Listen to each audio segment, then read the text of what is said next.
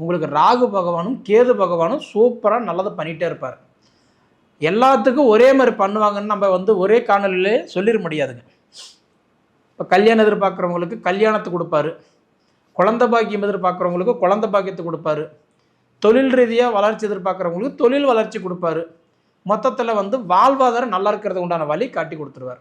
ஏன்னா ராகு உங்களுக்கு 5ஆம் இடத்துல பஞ்சம ராகு, கேது லாபஸ்தானத்தில் இருக்கிறார். கிட்டத்தட்ட கார்த்திகை மாதம் 21ஆம் தேதி வரைக்கும் உங்களுக்கு ராகு கேது நல்ல இடத்துல உட்காந்துருக்கிறார். சரிங்களா? அதுக்கப்புறம் பார்த்தீங்க அப்படின்னா உங்களுக்கு ராகு கும்பத்திலிருந்து மகரத்துக்கும், கேது பார்க்கும்போது உங்களுக்கு சிம்மத்திலிருந்து கடகத்துக்கும் பயிற்சி ஆயிடுவார். அப்போ உங்களுக்கு கரெக்டாக பார்க்கும்போது அடுத்த இடத்துக்கு போயிடுவார். பஞ்சம ராகுவாக இருக்கிறத போய் சுகஸ்தான ராகுவாக வந்துடுவார். அதே மாதிரி 11ஆம் இடம் லாப கேதுவாக இருந்து தொழில் கேதுவாக மாறிடுவார். அப்போ கொஞ்சம் சிரமமாக இருக்கும்.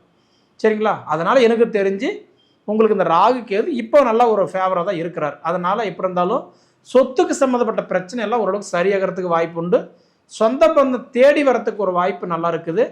பொதுவாக இந்த ரியல் எஸ்டேட், ஆன்லைன் பிஸ்னஸ் இதெல்லாம் பண்ணுறவங்களுக்கு நல்லா இருக்கும். மேக்ஸிமம் இந்த சிறு குறு தொழில் செய்கிறவங்களுக்கு எல்லாமே இந்த டைம் நல்லாயிருக்கும். சரிங்களா? ஏன்னா இந்த மாதிரி நேரமெல்லாம் ஒரு நல்ல வளர்ச்சி கொடுத்துருவார். இதை தாண்டி ராகு கேது ஒரு பக்கம் இருந்தாலும், சனி ஒரு பக்கம் இருந்தாலும், நம்ம தலைவர் ஒருத்தர் இருக்கிறாரு குரு என்ன பண்ண போகிறாரு அப்படின்னு பார்த்தீங்கன்னா, குரு கொடுப்பார் எவரை தடுப்பார். குரு பார்வைப்பட்ட கோடி நன்மை. அப்போ குரு பகவான் எங்கே இருக்கிறாருன்னா உங்களுக்கு 9ஆம் இடத்துல அவர் பாக்கியஸ்தானத்தில் இருக்கிறார்.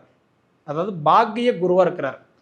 அப்போ 9ஆம் இடத்துல பாக்கிய குருவாக இருக்கிறார் அப்படின்னா குரு பகவான் உட்காந்த வீட்டிலிருந்து 3 ராசி பார்ப்பார். 5ஆவது ராசி, 7ஆவது ராசி, 9ஆவது ராசி, 3 ராசி பார்ப்பார். அப்போ 5ஆவது ராசி யார் பார்க்குறாரு? உங்களுடைய துலா ராசி தான் பார்க்குறாரு.